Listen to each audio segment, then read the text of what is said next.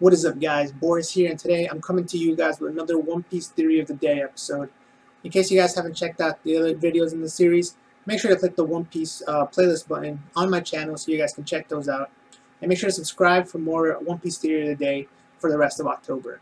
Now, in today's episode, I'm going to cover a theory that was sent to me by one of my subscribers. He sent me this pretty long theory. It's about 2 pages worth of notes. And he just wanted me to cover it. I promised I would, and so I figured today would be the perfect day for that. So without further ado, let's get into today's theory, which is going to revolve around Zoro possibly being a descendant of Ryuma, the samurai we saw at Thriller Bark. Now, I'm sure most of you guys remember this, but Ryuma was the original character from Oda's one-shot that he made before he ever started One Piece, which is titled Monsters. And Dragon Dan, he really believes, he said that since Thriller Bark, he's believed that Ryuma and Zoro are connected, that Zoro is a descendant of Ryuma.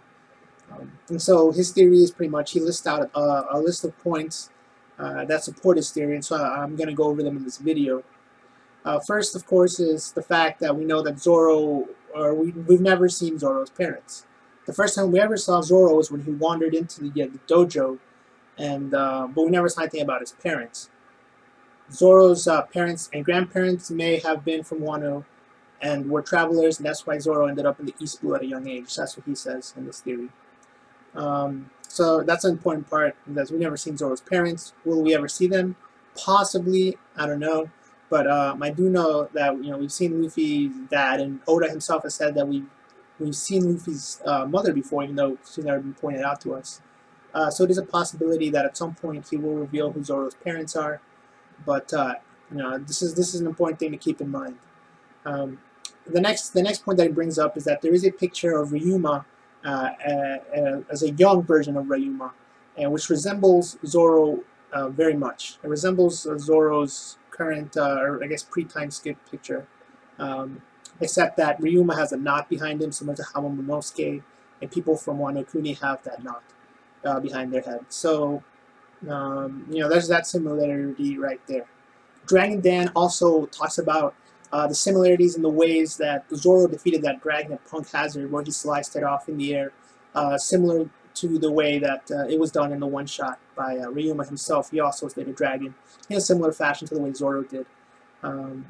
That, and then there's also a another important point which he brings up, is that the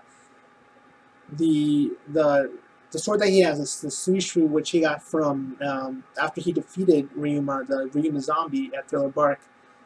It's the national treasure of Wano Kuni, and so naturally it would make sense for him to leave it there and leave it at Wano when he gets there, because it is their treasure. He wouldn't keep something like that for himself. But he doesn't believe that he's going to leave it there. He believes that, and a lot of people believe this, is that he's going to take it with him after it passes through Wano Kuni, that the country will bestow it upon him. And while we believe this, he says that there's no actual reason for him to keep it. Why would they let him keep it after the Straw Hats leave Wano Kuni? There's no reason for him to keep it. And so he says that there's the possible reason for him to keep it is that they find out that he's a descendant of Ryuma, and therefore it's an heirloom that's passed on to him, that's passed down through generations. So that's a very important question. That when we do get to Wano Kuni, is he going to leave the sword there, or is he going to possibly take it with him? If he's going to take it with him, then what reason is there for them to let him take it with him? Obviously, as we saw, Kinemon's really mad. We saw that before they got to Dressrosa, and definitely a very important point that will definitely come up when we do get to Wano Kuni. So can't wait to see more about that. So could Zoro be the lost swordsman of Wano Kuni? Dragon Dan gives us a couple more points. First off, they have a similar introduction. They also have similar character in that, Zoro at first is kind of tough, but he ends up accepting the rice balls from the little girl, and he ends up thanking her because he had been pretty much starving for a couple days. There's also the similarity of the idea that they're both wandering swordsmen. He says here that in episode 135 they call Zoro the wandering swordsman, um, and in a town setting that's much like the one that Ryuma was in. So a lot of small similarities there. And Ryuma, he was defeated and he accepted his defeat and decided to give the sword to Zoro. Um, could that be the inheriting of the will? That's a very important theme in One Piece.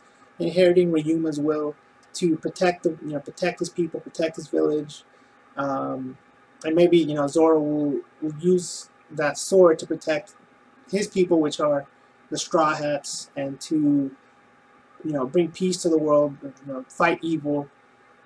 Definitely a possibility there, because we do know that inherited wills are an important part of One Piece. That's going to do it for this video, guys. Again, thanks Dragon Dan for pointing this out. I figured since he had posted a video, he had posted on one of my videos a long time ago, that I would do this video for him. Make sure to check out his channel. I'll leave a link down below for that. And yeah, so again, for the rest of October, it looks like there's 9 or 10 more days left. I'm going to be posting a One Piece theory discussion video. I'm thinking of doing maybe a live stream for the last one, so let me know what you guys think about that. And until next time, guys, until tomorrow, thanks for watching.